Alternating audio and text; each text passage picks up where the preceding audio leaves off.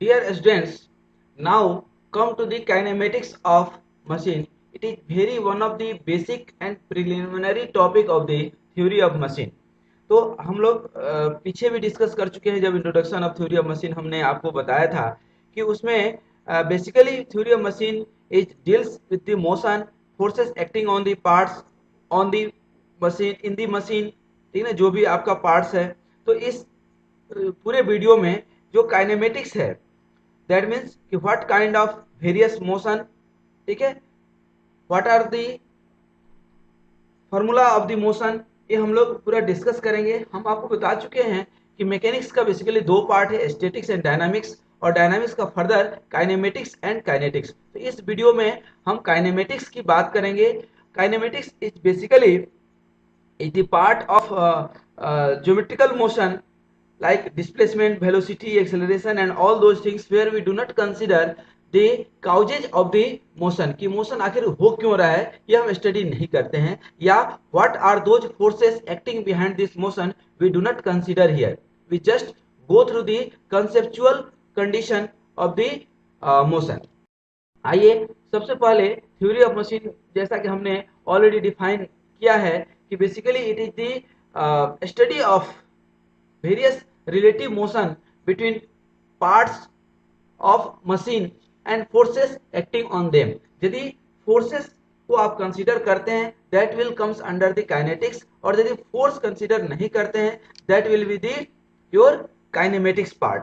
तो आइए हम काइनेमेटिक्स का जस्ट एक ओवरव्यू लेंगे, बहुत डिटेल में हम नहीं जाने वाले हैं, क्योंकि थ्योरी ऑफ मशीन हमारा जो है सब्जेक्ट है, और थ्योरी ऑफ मशीन के लिए बेसिक जो काइनेमेटिक्स का कॉन्सेप्ट है सिर्फ उस डिस्कशन करेंगे। तो काइनेमेटिक्स ऑफ मोशन में जब आप देखेंगे तो basically there are three types of motion. One is the plane motion, rectilinear motion, that is also called translatory और ट्रांसलेशनल मोशन, ठीक है, और अनदर इज सर्कुलर मोशन और कर्विलिनियर मोशन और प्लेन कर्विलिनियर, क्योंकि हम लोग ये हमेशा 2D प्लेन में बात करते हैं इसकी। अब देखिए लीनियर वेलोसिटी, ये इसमें कुछ भी ऐसा हम नहीं बताने जा रहे हैं जो आप मैकेनिक्स में नहीं पढ़े होंगे, लेकिन जस्ट ये हमारी जिम्मेदारी है कि थ्योरी ऑफ मशीन पढ़ाने के पहले मैं आपको इतना मजबूत कर दूं कि थ्योरी ऑफ मशीन में आपको कहीं दिक्कत ना है। जस्ट रिमाइंड, ठीक है ना, रिमाइंडिंग वीडियो, इसको रिकॉग्नाइजिंग वीडियो समझ लीजिए। This is the linear velocity, this is the acceleration, rate of change of linear velocity. Further you can break it into displacement, that is d square s upon dt square। अब देखिए linear acceleration, तो what is the acceleration? Basically it is the rate of change in velocity, so you can devise like this, ठीक है। ये तो with respect to हमने time निकाला, with respect to displacement निकालना हो that you can use this acceleration. If this acceleration is negative, क्योंकि गाड़ी स्पीड में चला रहे हैं, जब आप ब्रेक लगाएंगे तो यहाँ पे क्या होगा कि रिटार्डेशन, तो negative acceleration is basically called D acceleration और रिटार्डेशन। और यहाँ पे दो एक्सेलरेशन है, आप ध्यान दीजिए, यहाँ पे एक लीनियर एक्सेलरेशन है और यहाँ व्हील की यदि हम बात करेंगे there is angular acceleration that is called alpha, जिसको हम डिस्कस करेंगे। इक्वेशन ऑफ कुछ लीनियर मोशन आप देख लीजिए। तो जहां भी हम काइनेमेटिक्स की पार्ट पढ़ते हैं तो बेसिकली स्टैटिक कंडीशन में जो भी फोर्स है तो that will be in static condition, that means there is no unbalanced force. The balanced force that means there is no acceleration. तो जब एक्सेलरेशन जीरो हो जाएगा तो there will be no any force, unbalanced force, basically there will be no any motion. और यदि motion है तो motion further there may be two type, uniform motion and non uniform motion. यदि constant velocity है, constant velocity है, then again there will be no acceleration, but velocity is variable, then it is called acceleration, rate of change of velocity you can find here, and so there will be acceleration here। तो ये कुछ standard equation है, जैसे कि v equal to u plus a t, v square equal to u square plus 2as, s equal to u t plus half a t square, ठीक है। तो ये सब इक्वेशन आप ऑलरेडी पढ़ चुके हैं, जस्ट मैं आपको बताया कि मैं जस्ट रिमाइंड करा रहा हूं। और अब देखिए लीनियर, ट्रांसलेशनल और एंगुलर में कुछ नोटेशनल आप देख लीजिए ताकि कहीं कंफ्यूजन ना हो। यहाँ पे लीनियर में डिस्प्लेसमेंट एस से इंडिकेट करते हैं, एंगुलर में थीटा से। वेलोसिटी को v से, यहाँ पे ओमेगा से, या एक्सेलरेशन को a से, और एंगुलर में एंगुलर एक्सेलरेशन जिसको हम बोलेंगे बाद में चल करके, ये होता है अल्फा। टाइम यहाँ भी t, क्योंकि टाइम तो दोनों जगह टाइम ही है। फोर्स लीनियर में आता है, और एंगुलर में टॉर्क निकालेंगे।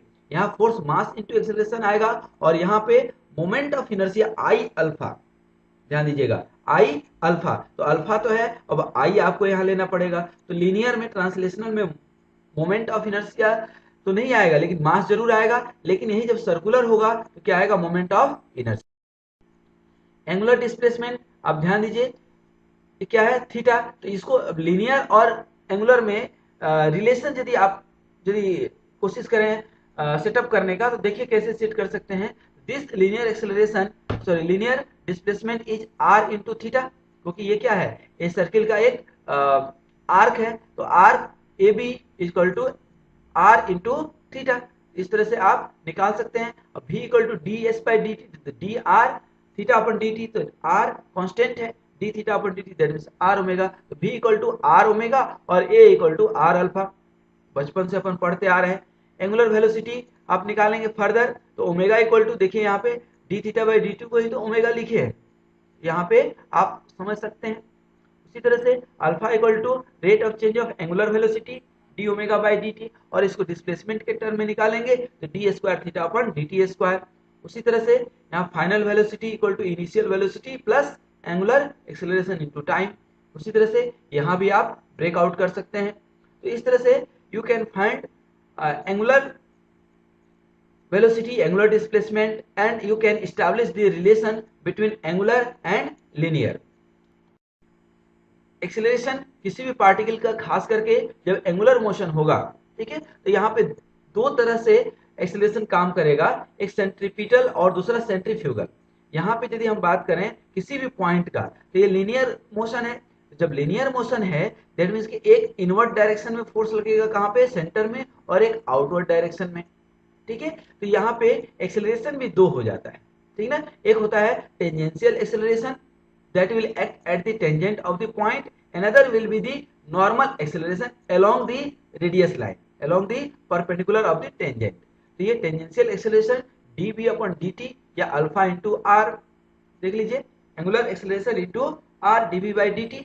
और ये तो आप बचपन में पढ़ चुके हैं, बचपन दैट मीन्स 12th क्लास में, कि ये किस तरह से हम लोग वेलोसिटी डायग्राम ड्रॉ करते थे और रिजल्टेंट वेलोसिटी निकालते थे, चेंज इन वेलोसिटी निकालते थे। तो that is the concept here. तो यहाँ पे normal acceleration v into D theta by d t, तो ये v इंटू ओमेगा, ठीक है। तो इस तरह से ओमेगा स्क्वायर r आप निकाल सकते हैं। उसी तरह से किसी भी पार्टिकल का मोशन एंगुलर एक्सेलरेशन में जब होगा, अभी हमने बताया आपको कि टेंजेंशियल एक्सेलरेशन ये होगा और नॉर्मल एक्सेलरेशन, और टोटल एक्सेलरेशन जब निकालेंगे, रिजल्टेंट एक्सेलरेशन निकालेंगे, ये तो आपका टेंजेंशियल हो गया, और ये क्या हो गया, नॉर्मल एक्सेलरेशन। जब टोटल एक्सेलरेशन निकालेंगे, that means the resultant acceleration that will be the square root of at square plus an square.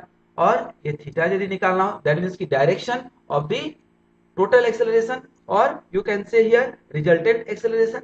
तो ये थीटा भी निकाल सकते हैं, tan theta that is the perpendicular upon base an upon at, hence you can find theta here.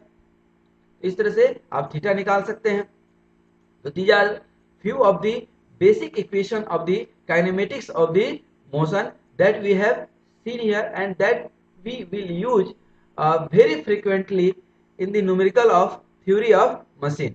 तो इस तरह से आप देख सकते हैं कि if any particle moves along the straight path, then the radius of curvature is infinitely great. This means that v square upon r में भी जीरो, जब रेडियस आपका इनफिनाइट हो जाए तो ये टर्म क्या हो जाएगा, जीरो। तो उस केस में आपका नॉर्मल एक्सेलरेशन क्या हो जाएगा, जीरो, ठीक ना। तो इस तरह से आप ये जो है वेलोसिटी फाइंड आउट कर सकते हैं, एक्सेलरेशन। ये कुछ आपका लीनियर मोशन और एंगुलर मोशन का रिलेशन है, कि लीनियर में नोटेशन है बेसिकली कि यहाँ पे you V A S use करते हैं, यहाँ पे एंगुलर मोशन में ओमेगा नट, ओमेगा, अल्फा, थीटा, ये हम लोग इंडिकेट करते हैं। जैसे हम लोगों ने अभी देखा कि जो है काइनेमेटिक्स ऑफ मोशन कि क्या क्या इंपॉर्टेंट फार्मूला है, ये बेसिक है। हम नेक्स्ट वीडियो में काइनेटिक्स ऑफ मोशन की भी बात करेंगे, लेकिन इन फार्मूलाज को, इन फार्मूले को आप बहुत ध्यान रखिएगा, क्योंकि ये फ्रीक्वेंटली यूज होते हैं। इसका कॉन्सेप्ट फर्दर आपको नहीं बताया जाएगा और शायद जरूरत भी नहीं पड़ना चाहिए। यदि आप इस वीडियो को अच्छे से देखें और 12th क्लास में पढ़े हैं, इंजीनियरिंग मैकेनिक्स में पढ़े हैं, जस्ट एक ये रिमाइंडर था।